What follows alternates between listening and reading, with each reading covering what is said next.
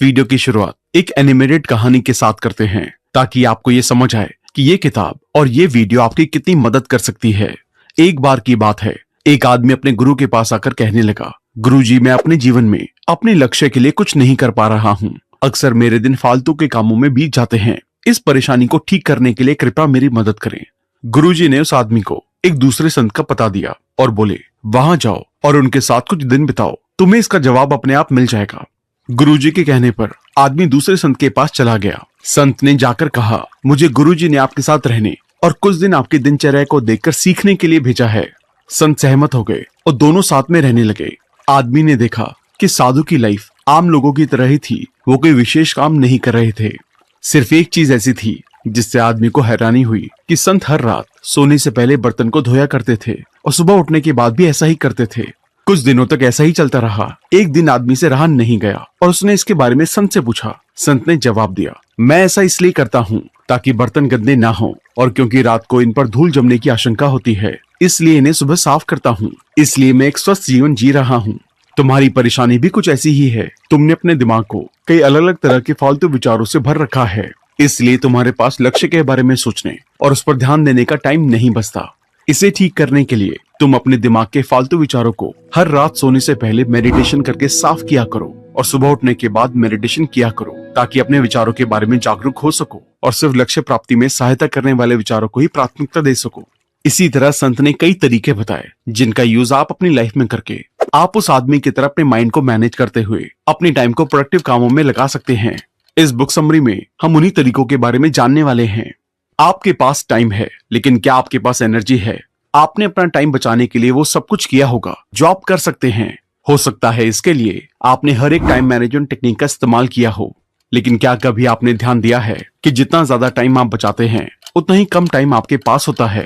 आप जितना ज्यादा ओवरवेल्म्ड, स्ट्रेस्ड और थका हुआ महसूस करते हैं, टाइम मैनेजमेंट करना उतना ही ज्यादा मुश्किल हो जाता है। लेकिन ऐसा करने से आप कभी भी अपने टाइम को मैनेज करने के साथ आगे बढ़ नहीं सकते हैं।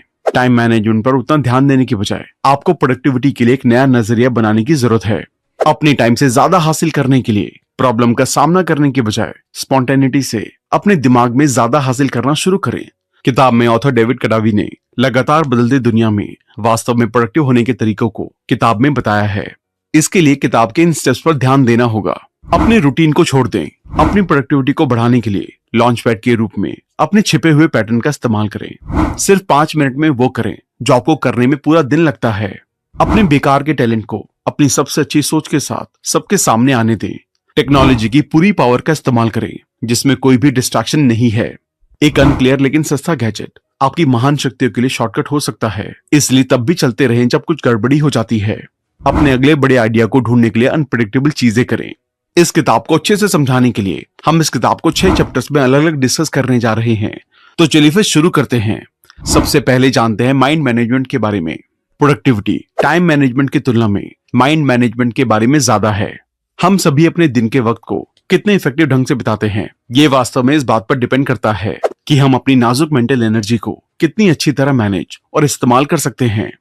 एग्जाम्पल के लिए, जब हम किसी काम को करने की शुरुआत करते हैं तो उस काम को पूरी तरीके से फोकस करने के लिए हमें काफी टाइम लग जाता है। वहीं अगर हमें माइंड मैनेजमेंट की टेक्निक का पता हो तो हम अपना बहुत सारा टाइम बचा सकते हैं।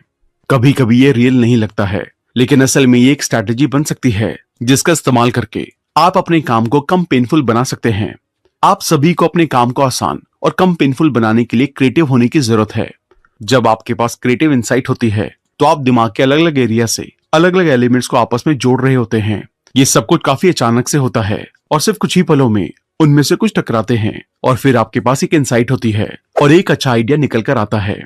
कुल मिलाकर इंसाइट एक भूल भुलैया को हल करने की तरह है, जहां आपको सॉल्यूशन ढूंढने से पहले सभी अलग अलग रास्तों से गुजरना पड़ता है।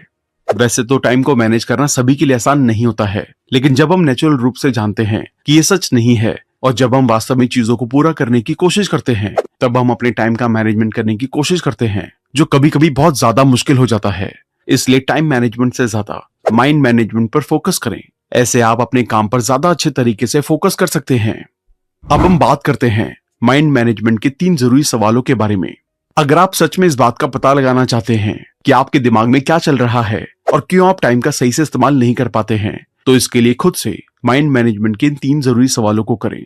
मुझे अभी किस तरह का काम करने की जरूरत है? क्या कोई काम बेहद प्रेशर वाला है? और क्या मैं अपनी मेंटल स्टेट को उस काम का गाइडेंस करने दे सकता हूँ जिसे मैं भी करने का फैसला करता हूँ? मैं अभी किस तरह के मेंटल स्टेट में हूँ? क्या मैं अभी इस काम को करने के मूड में हूँ? क्या कुछ ऐसा है जो मैं खुद को सही मेंटल स्टेट में लाने के लिए कर सकता हूँ? आप खुद से इन सवालों को करें और अपने जवाब का पता लगाएं, और टाइम के साथ साथ अलग अलग हैक्स या रिचुअल्स का इस्तेमाल करें जो आपके मेंटल स्टेट को बदलने में मदद करेंगे। फिर चाहे वो एक्सरसाइज, मसाज, अलग अलग तरह के गाने, अलग अलग तरह की चाय, सॉल्ट बाथ, इन जैसा कुछ भी हो सकता है। आप अलग अलग कामों को करने के लिए अलग अलग जगहों को भी चुन सकते हैं। बस कुछ ऐसा करें जो आपको फोकस होने में मदद करे। ऐसा करके आप अपनी टाइम को मैनेज कर सकते हैं और अपने माइंड मैनेजमेंट के साथ आप अपने काम को बेहतर तरीके से पूरा कर सकते हैं, जो आपके जीवन में बेहतर रिजल्ट्स लेकर आएगा। माइंड मैनेजमेंट का गोल आपकी मेंटल स्टेट को उस काम पर फोकस करने के बारे में है जिससे आपको करने की जरूरत है, जबकि आपके दिमाग को उस काम को करना अलाउ होता है जो वो करना चाहता है। अब हम माइंड मैनेजमेंट की जरूरी बातों के बारे में बात करेंगे। कई बार हमारे पास अपने काम को लेकर ज्यादा सोचने का टाइम नहीं होता है, लेकिन एक बार जब सब साफ हो जाता है तो आपको वास्तव में पता चलता है कि आपका दिमाग इस सब के दौरान क्या कर रहा था।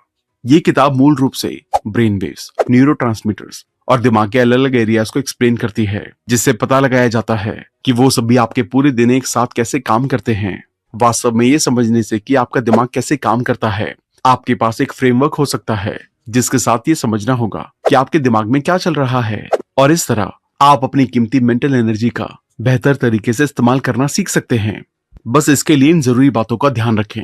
आपका दिमाग प्लास्टिक है। हर बार जब आपके न्यूरॉन्स में आग लगती है तो ये उन रास्तों के लिए फिर से आग लगाना आसान बनाता है। ये माना जाता है कि अडल्टहुड तक पहुंचने के बाद दिमाग एक स्टेबल हिस्सा था, लेकिन अब हम जानते हैं कि दिमाग जीवन भर बदलता है। इसका मतलब है कि हर बार जब आप एक थॉट या एक्शन लेते हैं तो आप अपने दिमाग के लिए उस थॉट या एक्शन को दोबारा लेना आसान बनाते हैं, जिससे आपको बाद में पॉजिटिव रिजल्ट मिलते हैं। अपने प्री फ्रंटल कॉर्टेक्स से प्यार करें। आपका प्री फ्रंटल कॉर्टेक्स आपके दिमाग का सबसे नया हिस्सा है। ये प्रायोरिटाइज, प्लान और अर्ज जैसी चीजों को दबाने का इंचार्ज है, लेकिन आपका प्री फ्रंटल कॉर्टेक्स छोटा है और इसे बहुत सारी एनर्जी की जरूरत होती है। इसलिए जब ये थक जाता है तो आपके लिए सोचना मुश्किल होता है कि आप अभी क्या कर रहे हैं। इसलिए अपने प्री फ्रंटल कॉर्टेक्स को अच्छी तरह से काम करने के लिए उसे आराम करने दें। अपने अमिगडाला से लड़ें। आपका अमिगडाला आपके दिमाग के पुराने हिस्सों में सबसे पुराना है। एक छिपकली का दिमाग असल रूप से पूरा अमिगडाला है। आपका अमिगडाला डर से ज्यादा इंस्पायर्ड होता है और आपको खतरे से बचाने के लिए प्रोग्राम किया गया है। वास्तव में मुश्किल हिस्सा ये है कि आपका अमिगडाला आपके दिमाग के बाकी हिस्सों से पहले भी आपके शरीर से बातचीत करता है, जो बहुत ज्यादा कॉम्प्लेक्स सोच को